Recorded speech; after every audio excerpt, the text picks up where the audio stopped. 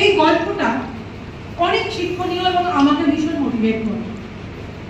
একটা অনেকেই হয়তো শুনে থাকবেন, বা যারা শুনে থাকবেন তারা আবার শুনবেন, কারণ বারবার যেটা শুনবেন সেটা আপনার প্র্যাকটিস হয়ে যাবে, আর প্র্যাকটিস হয়ে গেলে আপনার মগজে ঢুকে যাবে, আর মগজে ঢুকে গেলে সেটা অ্যাকশনে পরিণত হবে। সো ফ্রেন্ডস, একটা শিয়াল আর একটা র্যাবিট, র্যাবিট মানে খরগোশ, দুজনের দেখা হয়ে গেল হঠাৎ মধ্যে রাস্তায়।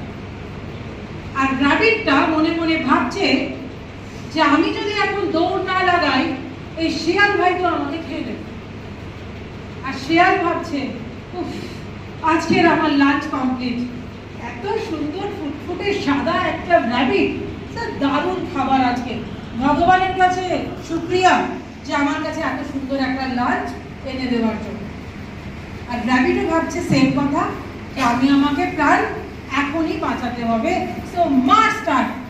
তো র্যাবিট দৌড়চ্ছে আর শিয়ালও দৌড়চ্ছে, দৌড়চ্ছে দৌড়চ্ছে দৌড়চ্ছে, র্যাবিট ভীষণ ভাবে দৌড়চ্ছে, পিছনে আর তাকাচ্ছে না, ও দৌড়তে দৌড়তে, আর শিয়ালও তেমনি স্পিড বাড়াচ্ছে ওকে ধরার জন্য।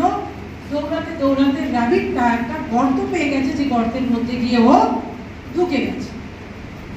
বলছি, উফ, আজকে মনে হয় বেঁচে গেলাম। তো কি করেছে, ওই গর্তটার মধ্যে থেকে শুধু মুখটা বাড়িয়েছে, আর মুখটা বাড়িয়ে বাইরের দিকে তাকিয়ে আছে, শিয়ালকে দেখছে, আর চোখ দিয়ে কি হচ্ছে, জল পড়ছে, কারণ সে তো এখনো জানে না আসলে শিয়াল খেয়ে নেবে কিনা। তো শিয়াল বলছে, তুই একটা ক্ষুদ্র প্রাণী, ছোট্ট একটা প্রাণী, আমি ভাবলাম আজকে আমার লাঞ্চটা এত ভালোভাবে করব, সেই লাঞ্চটা করতে দিলি না, এমন জোরে দৌড়লি যে আমি তোকে আর ধরতেই পারলাম না। র্যাবিট উত্তর দিচ্ছে, মাইন্ডেড, সবাই শুনবেন খুব মনে করে আনসারটা।